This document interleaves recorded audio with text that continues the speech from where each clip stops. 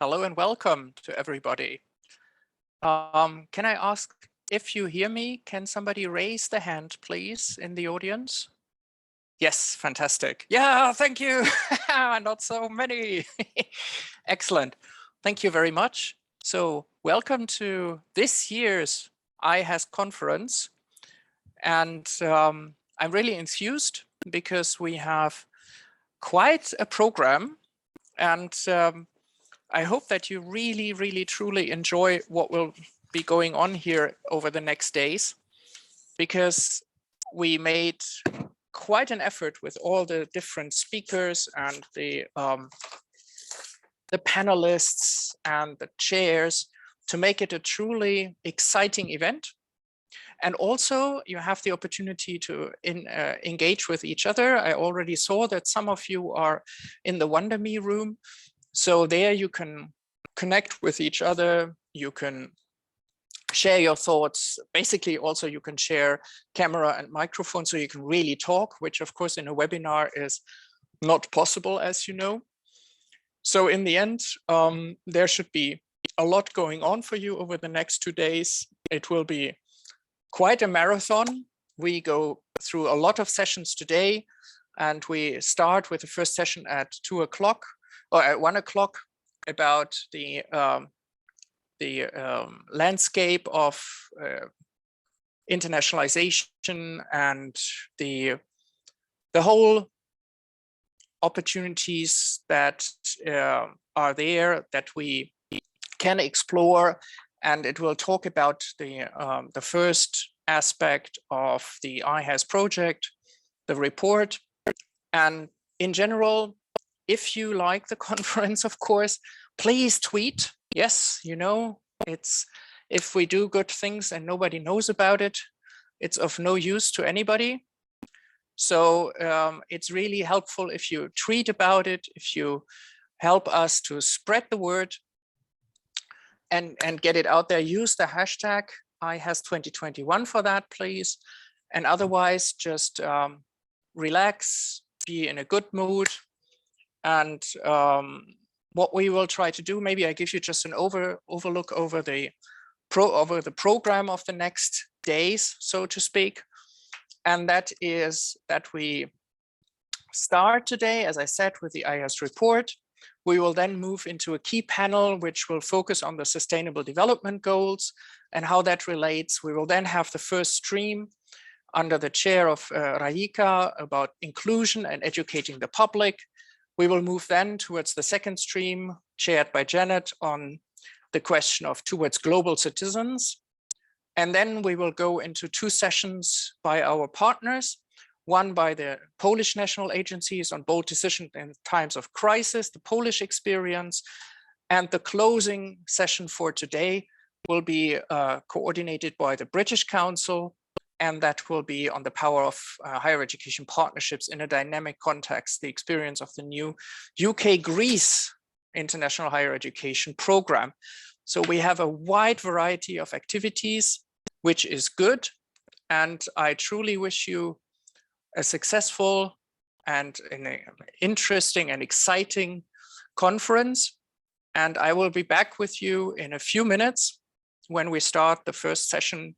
So grab yourself a coffee, relax, and try to enjoy yourself for the upcoming days.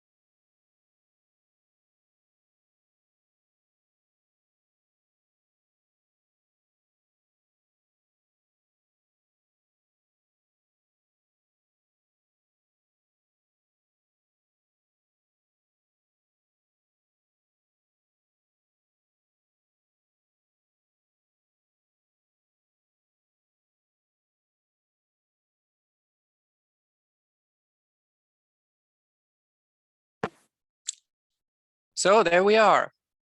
The conference starts. And we start with the first session on the IHES report.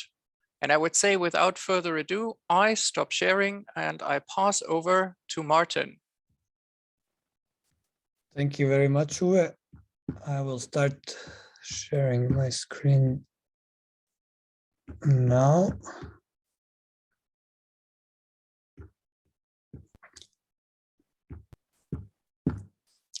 You should be able to see it. So good afternoon, Perfect. everyone. Yes, Uwe, the floor is yours to start with the report. Yeah, well, actually, we start probably first with the project itself, because that then, which will be now the following, will be the most important part of it. Can you just switch the slide, please? So we talk about a project which is called Internationalization in Higher Education for Society. That is a key action 2 strategic partnership project, which just started, well, factually early this year, formally late last year. And maybe to show you also the partners and what the project is about. So first of all, the project itself is called exactly IHES, so Internationalization in Higher Education for Society. And it just started, as you can see, in September, runs for 3 years, the classical structure. And we are focusing basically on 3 different target groups. That is on the one side, higher education institutions and their networks, but on the other side, also social actors and their networks. And the third component are regional authorities and governments. So that means concretely that we have the whole project under the coordination of the Palacký University in Olomouc in the Czech Republic. And then we have a nice mixture of partners, I would say. On the one hand, we have another university, Rovira y Virgili in Tarragona in Spain. We have us as the Global Impact Institute and the Academic Cooperation Association, ACA, whom Martin is a representative of today. And then we have also a social actor in it, the Lifelong Learning Platform, which is a network of an association of more than 40 NGOs across Europe.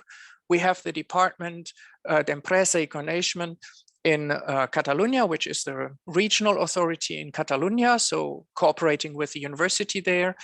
Then we have the Grupo Santander as a network of universities across the whole of Europe.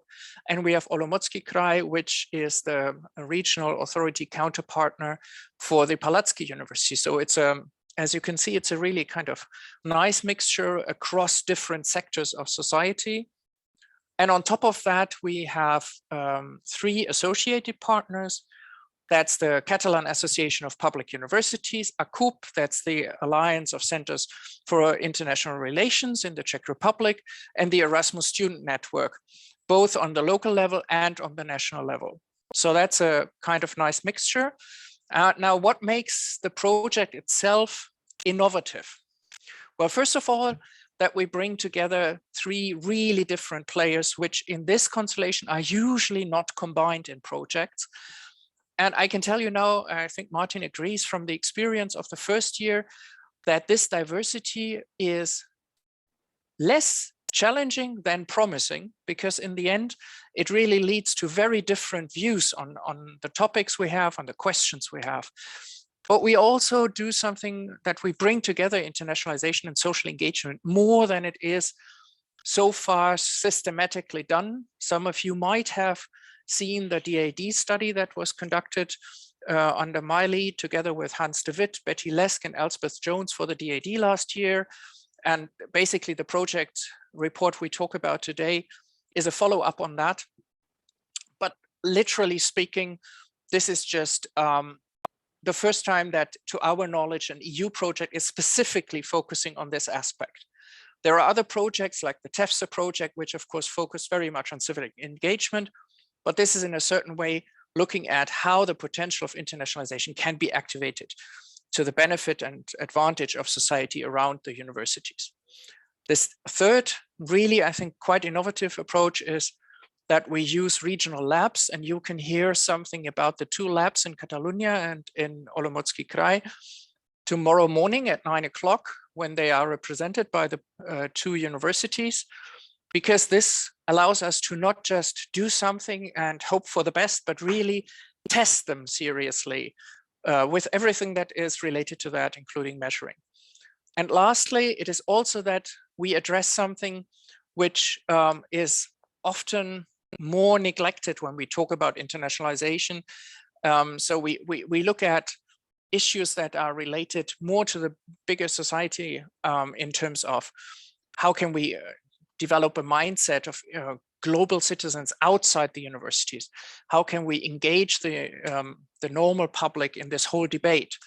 And you will, by the way, also see how all these different projects which are out there already feed into this kind of project during the conference. So by applying all of that, we try to develop something in this project, which you could call a kind of real-time reaction towards societal developments. And following on that, can you, yeah. Just very briefly on the outputs and multiplier events that we do. Basically, this project, as you all know, in this structure has intellectual outputs. So the first one is output 2 because output 1 was not accepted, sadly. So the first one is the one we report about right now. That's a report on the current good practices in IHES across Europe and actually the world, because we have more than just Europe in it, but that was the original plan. The lead is here Aka, so that's why Martin will take the lead after I finish this intro. And then we have the output 3, and that is basically, that's the essence of the whole project, because that is culminating in a report, but that is the work of the 2 regional labs trying out different approaches to internationalize the public. And as I said, tomorrow morning, you will hear more about that. After output 3, we then have 3 other outputs. 4 is the guidelines for implementing IHES. The Global Impact Institute has the lead in that, followed by developing a regional model, or most likely models for implementing IHES, so that from all the experiences that we will have in these different outputs before, we will derive something that will be of wider use and helping a bit to structure and to systemize the approach to IHES. And that's led by Grupo Santander. And finally, led by the coordinator, Palatsky. We have a 6th output, which is establishing an IHES network of organizations and enthusiasts.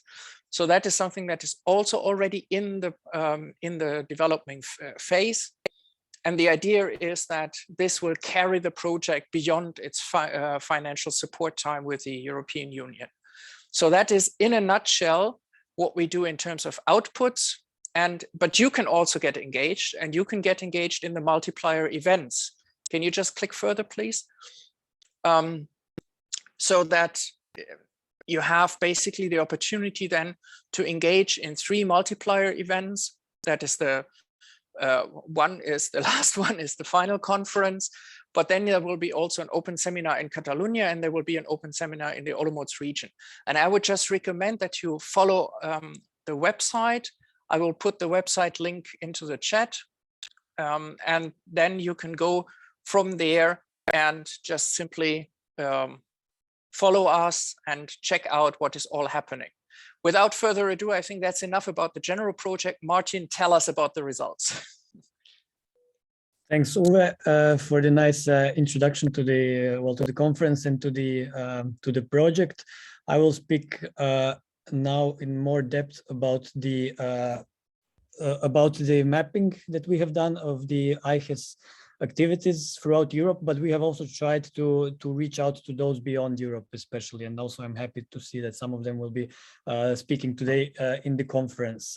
So the approach that we had was actually a twofold approach. So on one hand, we were conducting a mapping survey among higher education institutions, and on the other hand, we were our partners actually from the Lifelong Learning Platform have organized 2 focus groups, one with civil society as their members, and the other focus groups with the regional authorities from the from the Czech Republic and from Catalonia in Spain. Our mapping survey has gotten to 213 responses, which we had to filter quite a lot.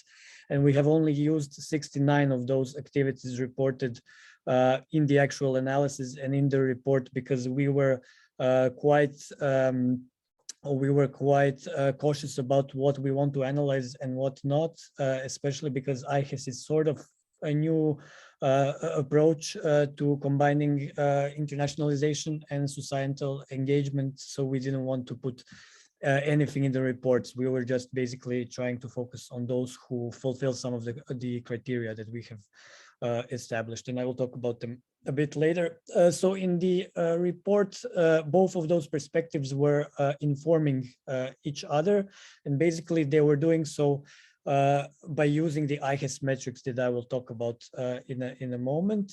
This is just to give you an idea of the regional representation that we had among the higher education institutions.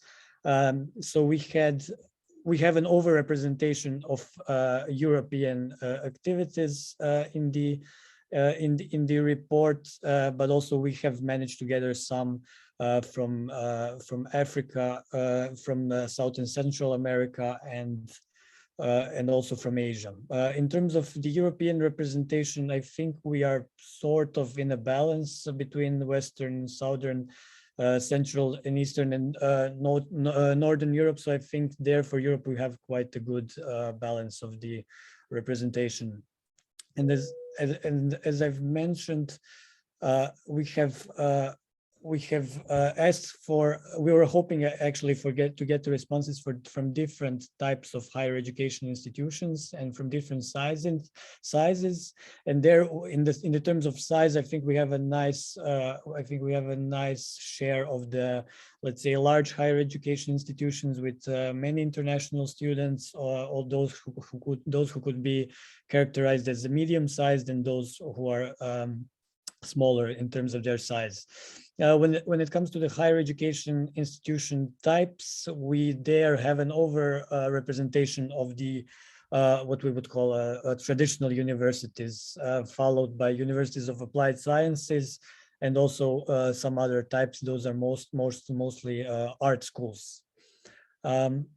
And as I've announced, the analytical IHES matrix, which was actually developed by Uwe Brandenburg,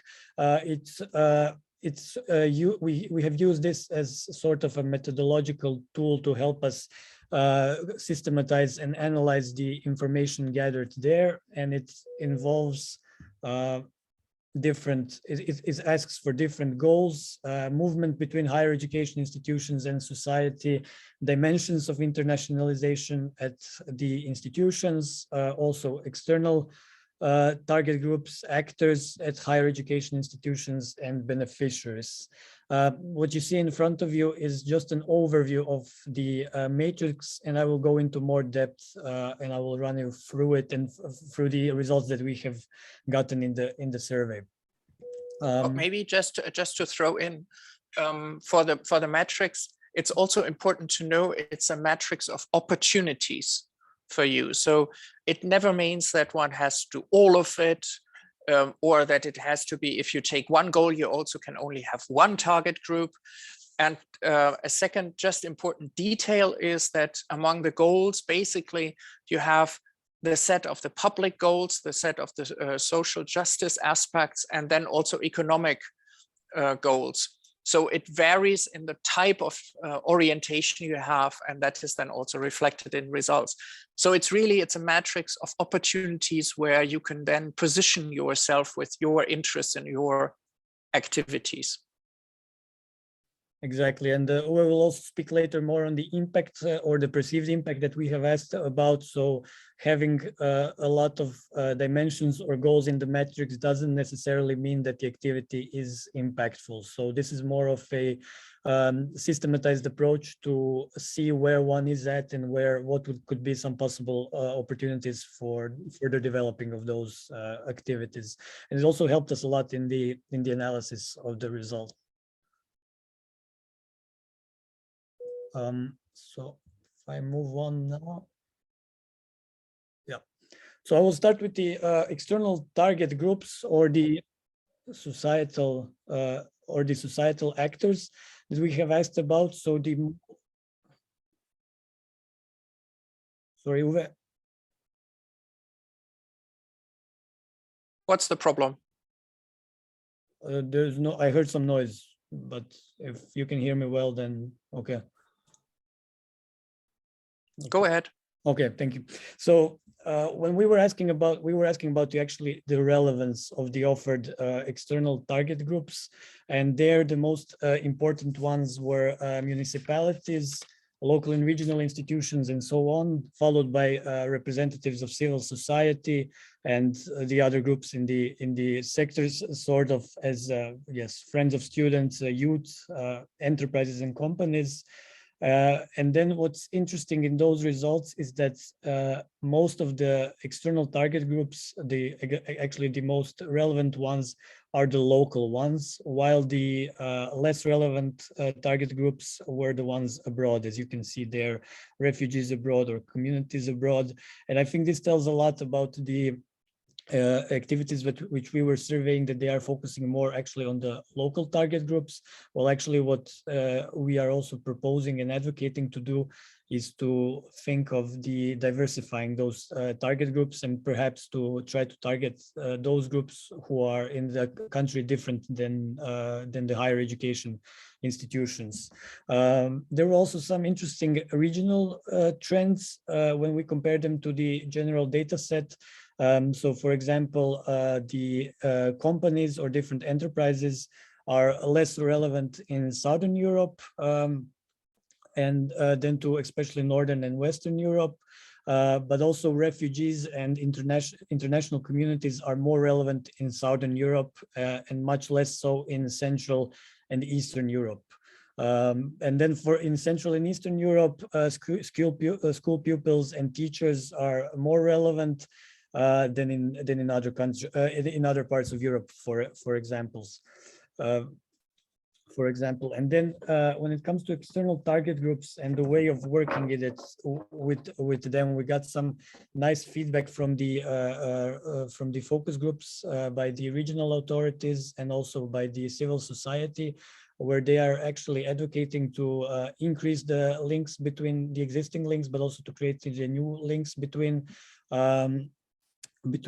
regional authorities and civil society. And one very specific recommendation that we got was to use perhaps the ambassadors who are working in civil society, to bring them in a way to work with the higher education institution closer together, which would ensure this double communication between the civil society on one hand, but also higher education institutions on the other, especially because those type of ambassadors would have the credibility at both ends, and also financially it would help them, for example, to have to work for the higher education institution on some projects or in some other activities. Also, when it comes to, I will move on now to international elements at higher education institutions, because those were very important for us to ask, to see what part of internationalization is relevant for those activities. And the most relevant ones are, as you can see, the international strategic cooperation, international students, but also internationalization at home, or for example, internationalization of the curriculum, which for us was very relevant and very interesting to see, because those are usually the activities of internationalization which are not so prominent as, for example, mobilities. And they also have a lot of a potential to reach out to those groups at universities who don't have access, for example, to mobilities, or who, for whichever reason, are not able to be mobile. So we see actually internationalization at home, or of the curriculum, as something with a huge potential also for developing new activities to bring them closer together with the local communities and with local groups. One of the when it comes to the less relevant international elements at higher education institutions, they were mostly dealing with the staff, the administrative staff, much less than with the academic staff. who are not that much involved in those activities. So I think here also cooperating with already existing projects like at Sukti or Suktia could also help in working with in developing those activities a bit more. And luckily we have those colleagues on board of this project too. When it comes to inbound students and outbound students, those are usually involved in some sort of middle ground. So I think there's also a lot of potential there. And also when we talk about some regional trends, let's say those elements that involve research or research networks with international partners, they're more relevant in Northern Europe than in the other ones. And internationalization at home and internationalization of the curriculum is most relevant in Western Europe, where, for example, maybe those approaches are more developed than in other geographical spaces. When it comes to Southern Europe and Northern Europe, outbound academic mobility is something that's involved in those projects. While inbound administrative staff mobility is least relevant in Northern and Southern Europe, although this was one of the least relevant ones in general. So Uwe, maybe you would like to add something to this? No, it's fine. I think we just have to speed up probably a bit, but I think the voluntary activities of inbound students, that is probably one of the most interesting areas, which is sort of in the middle. So just for many universities, that could be a really interesting aspect. Okay, so moving on then to higher education institution actors, which we have asked about. So most involved actors are actually domestic academics, domestic admin staff employed by higher education institution, and the international office, also followed by domestic and international degree students, actually much more than international exchange students. Also, perhaps not surprisingly, incoming admin staff is not really involved in this. And what was even more surprising for us, the international student organizations, at least in this sample that we have surveyed, were not seen as very relevant to these activities. Also, when it comes to expanding a bit, I think the alumni here could be a useful group to include also in those activities. Also, when we talk about further making connections to different companies or enterprises or civil society. I can then move on maybe to the goals that those activities are pursuing, and here we can see an interesting results where developing global citizens is the most relevant goals, followed by support for the sustainable development goals. Interestingly, developing global citizens was regionally very relevant in Northern and Western Europe, while in Central and Eastern Europe, it was one of the least relevant goals, which is quite telling, I think. And then also general education of the public or capacity building was also very relevant. If we talk about the least relevant goals here, the least relevant one was the support for the European identity, which was also a bit surprising for us, especially having in mind that this is one of the priorities in the Erasmus Plus program, at least in the new one. Well, actually here in the sample that we have surveyed, it's telling that actually on the ground, what is happening on the ground is perhaps not as what different projects are putting in their applications, I would say. So I think this is something that should be perhaps addressed at some point and at different levels. When it comes to work with NGOs and civil society, they roughly share the same goals in their work, but what they were really interested in about, and this was mostly when it comes to the regional authorities, is to use the higher education expertise and network also to to expand a bit and to expand a bit in the international connections which are available to the regional authorities. So for example, they were very interested in this. Uwe, yeah? No, just mentioning time. Time, yeah, no worries. When it comes to also working with the NGOs, for them, very important part was the recognition of the work that they were doing. So, for example, when they are collaborating with the higher education institutions, having their activities recognized, and non-formal learning to having this recognized was very important, and something also that perhaps should be addressed. Now, before passing on to Uwe, who will speak more about the impact, I will just talk about the level of involvement at higher education institutions. So what amount of the staff at higher education institution was involved.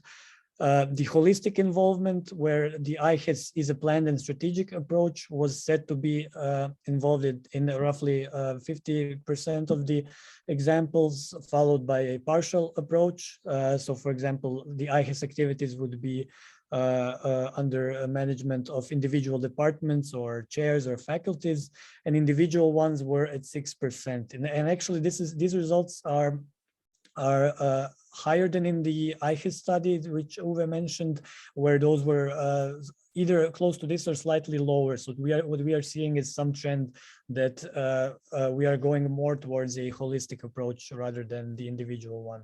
Yeah, I'm not so sure about that actually, because I think that that is also a limit in terms of self-reporting. Because I think sometimes wishful thinking here is more the case. From all the things that I've seen, I doubt that in really the majority of cases, it's a fully institutional approach. I think the vast majority of activities is in the partial section. So it's more a kind of a definition. Also, you know, when you report from a central organization, whether you report as representing the entire institution, whereas if you come from a faculty, you're more likely to say it's a partial approach. So I'm a bit doubtful about that and the reality behind it. But cum grano salis. Yeah, exactly. I mean, the survey was a self-reporting, so we were not checking the claims that were done. So this is also a limitation that needs to be taken into account also when it comes to the movement between higher education institutions and society, where around half of them said that it goes in both directions. That direction a bit more than a third from higher education institution into society, and then only 10% from society into higher education institution only, which I think talks a lot about the recognition also. And so if we want to increase that, I think the recognition towards the work of the civil society is very important. And also the beneficiaries of the initiatives that were reported were said that they were in 95% of the cases society and higher education institution, rather than only society. And passing it on back to Uwe, to you now. Yeah, but that last number, for example, I find reasonable because that is also a bit about self-interest. And it's totally fair to say, if I engage into a project which needs resources in terms of time, staff, and money, then it makes sense to also have a self-interest in it. I think that's totally fair. Okay, let's talk a little bit about the impact, and I will be quite critical about it. Okay, so exactly what the title is the most important thing here. It's perceived impact. Okay, very, very important. So like 2/3 roughly said that they perceive strong impact on both societal actors and the target groups and the university actors. Whereas a quarter said there is a strong effect for the society, not so much for us, and then it goes down, and only 4% say, well, there is no impact on anybody factually. Now, I don't know, but when Martin and me looked at that, you know, the immediate perception was that's why we asked for perceived, because that is sometimes maybe also kind of wishful thinking. I don't know, or self-fulfilling prophecy, or that's basically down to this old term when we had about mobility, and like 15 years ago, I heard somebody say on a conference, we all know that mobility is good in itself. And there was absolutely no data proving it at that time. So I was not so sure. And that's when you then look at, well, that's why we asked them, well, how do you basically generate evidence on this? So this is what they perceive. Now let's have a look at how they generate the evidence, Martin. That was quite interesting because there is little to no quantitative evidence which is collected. It's very, very, very little. Practically all of that, what you see there, is qualitative. It's the weakest is probably this feedback received through direct communication, which basically means you ask somebody what they think about it, and yeah, I mean, we humans are like humans are. If we do something, we invest in something, we also want to have a good feeling with it, which is fair enough, but that means we will probably say, yes, it was great. You know, it's also the question, when do you ask? Do you ask 5 years later so that people have an experience, or do you ask right away? So in any case, asking people directly most likely gives you a positive answer. Based on observations, yes, fine, but what kind of observations? Most likely it's again, talking to people. It's looking at what people say. So the next one, specific tangible outcomes like new projects, that's the only sort of quantitative thing where you could say, yes, it's there. Of course, the problem with all projects and impact is we know that it's not a direct link. There is no direct causality. I do a project, I have an impact. I might have an output, but the impact, not so sure that is so easy to measure. But in any case, if there is a tangible outcome, yes, but that's 20% of those who say that. And then we had feedback received by questionnaires. Now we know, we did a survey ourselves, right? These questionnaires are usually 100% perceptional questionnaires. So always to take with a grain of salt. And there were 3% who were very honest and said, I don't know. And I think quite honestly, if we would look very strictly at many projects, in most cases, we would have to say, I'm not really sure. So there are indications. I would always take qualitative results as indications, but not really proof. That is what we can say about the evidence. But then let's have a look at what we came up with in terms of conclusions. And we have basically two sets, the red and the green. So we have, for example, the point that it's pretty clear that the higher education institutions have a certain advantage when it comes to the resources. And that leads to the fact that our suggestion would be that universities should maybe try more to support projects and initiatives to bring, sectors together, addressing common goals, because we just have stronger and bigger resources than the others do. But the next one is that we know that universities set goals usually in line with the social needs, but we see also in the focus groups, we saw quite well, I think, Martin, that the modus operandi is very different, and it very often doesn't fit. So that our suggestion was to really establish stronger links that go beyond the research and project level and lead to more understanding. Basically, that would happen if it would really be a fully integrated, holistic approach. So this is one of the examples which to me proves that I'm a bit skeptical about the truth of 52% being holistic. Next thing is that the civil society representatives in the workshops often said that, well, we have to start to build trust, and we need institutions to recognize our work in the civil society. That seemed to be an issue in many cases. So we said there is definitely a need for more continuous exchange, and what better than maybe to use our newly planned network of IHES enthusiasts and organizations.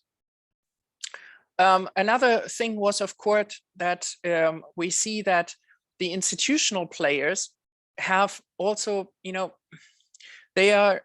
we are still less involved than the domestic players.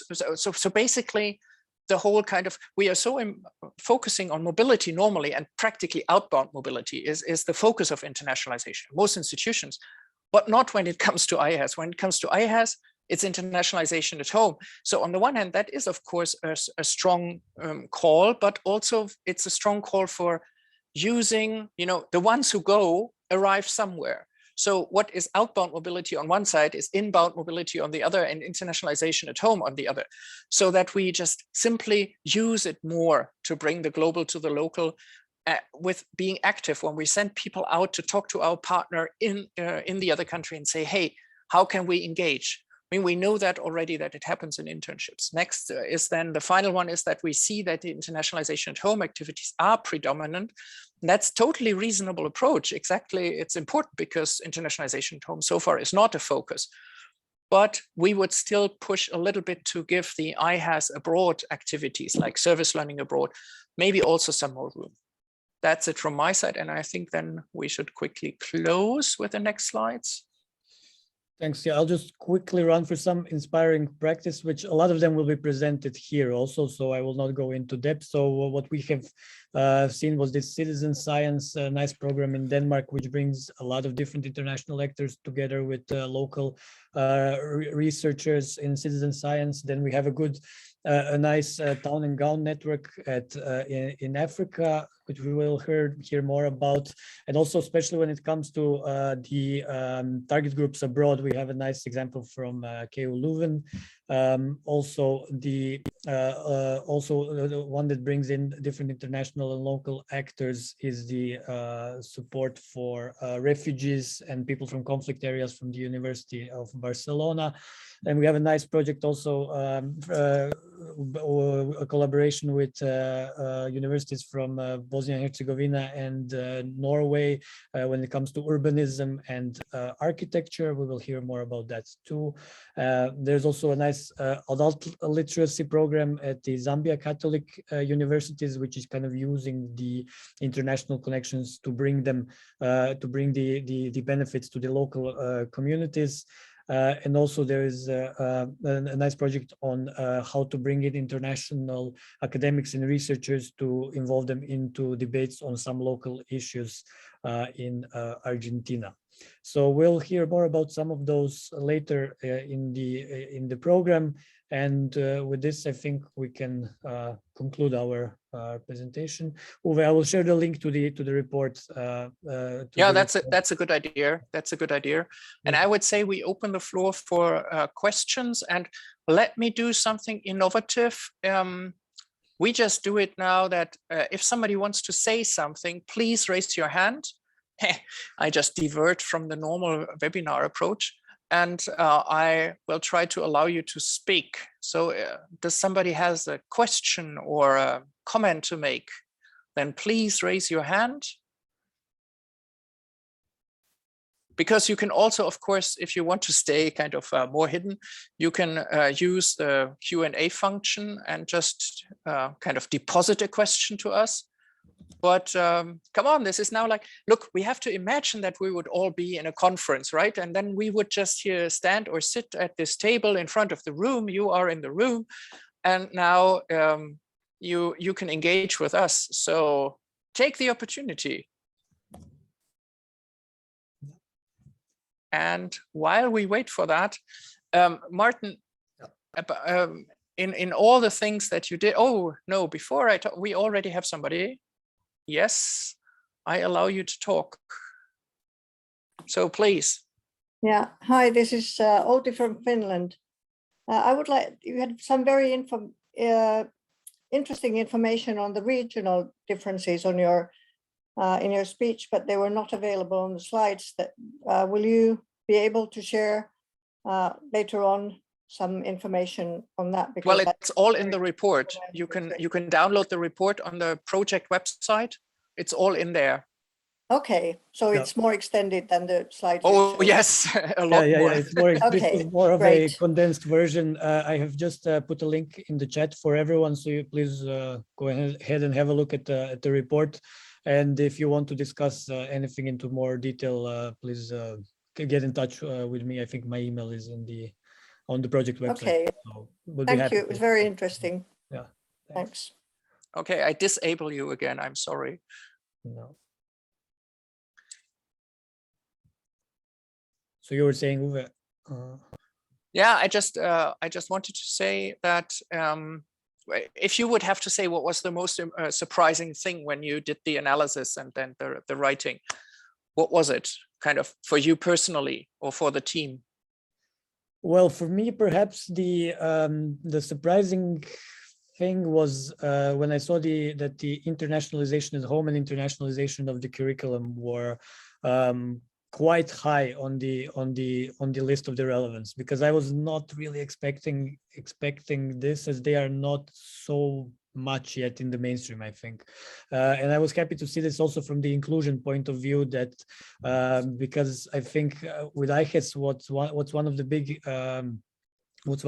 potentials there is to increase the inclusion and access to higher education, and to international possibilities for those students who are not able to travel for a number of financial or family reasons. So, for example, this is where I see a lot of potential for the future, and also in the projects involving citizen science, because I think citizen science is something that has like a potential, as it is, to put it like also more strategically close to the internationalization, but also to local work. And I see we have a new question coming in. No, that is very sorry, I just demote you back to attendee.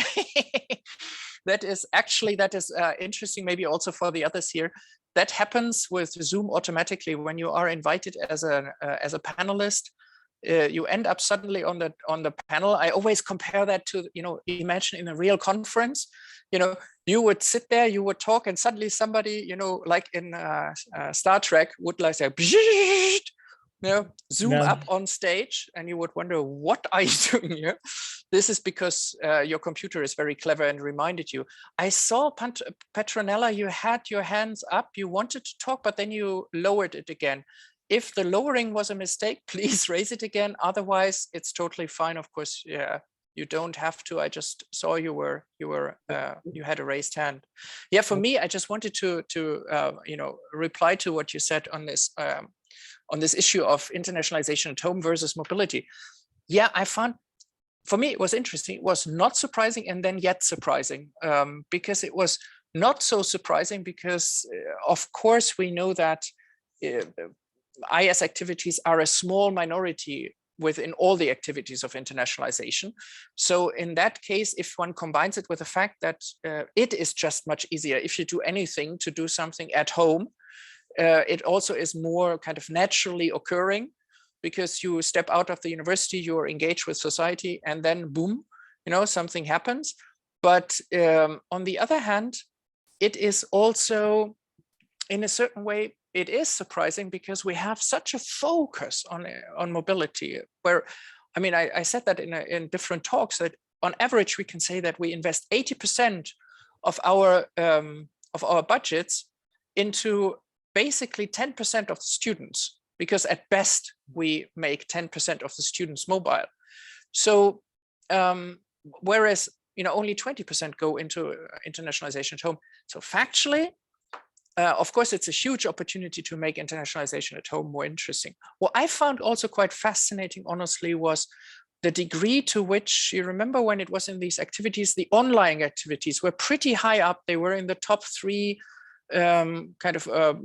top quarter or something of answers, which, of course, after COVID and everything, seems to be quite interesting, no? Yeah.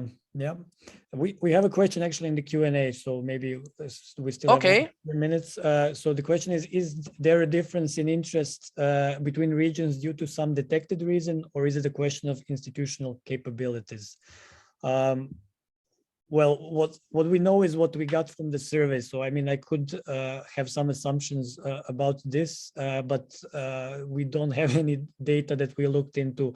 Why is that so? So we just aggregated the data that we got, and then the conclusions that we had, for example, internationalization at home and internationalization of the curriculum. I mean, maybe you know more, but on the top of my head, I think in the Western Europe, maybe they are a bit more predominant at some universities. That's just my feeling, but it's as I say, it's always that, you know, that is the limit of any kind of quantitative collection. And even if it is only perceptual, basically what this is of course it's a quantitative collection. So it tells you something, but it doesn't tell you the why and how and what. That's what you need. That's what you need really kind of a different approach to. And that's also where it becomes really, really difficult. That, yeah, how shall I put it? Without focus groups, without something where we would, you know, go into depth, it's hard. And even then, you know, it's very often something like stereotypes. So I don't know. But we have a question here. Svetlana wants to say something.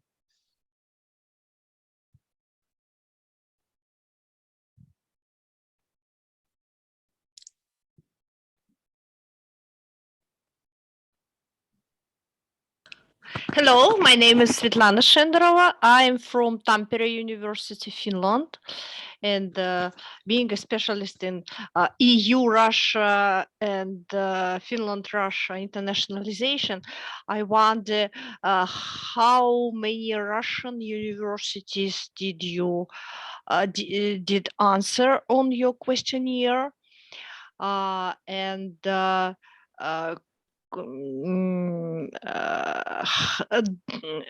to which region do you consider Russia?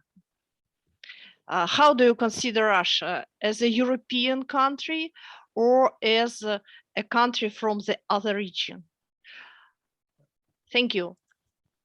Thank you. Yes, I think we got, I'm not sure if we got any response from Russia, but if I would say on the top of my head, we're following the EU's regional, not the EU's, but actually, I should check how we've divided them, but I would say Russia would be in the European one. Definitely, because Europe doesn't equate to the EU, obviously. Yeah. Yeah, I'm sorry. We have to be super strict with the time because we're planning then already the next session. So we are at the end of this session. The good thing is all of the sessions are recorded and all of them will be uploaded on the website. Yeah. So I just say thank you very much, Martin, for the presentation. I hope you all enjoyed it. Take a break, go to the Wonder Me room, and we will just reunite in 15 minutes here.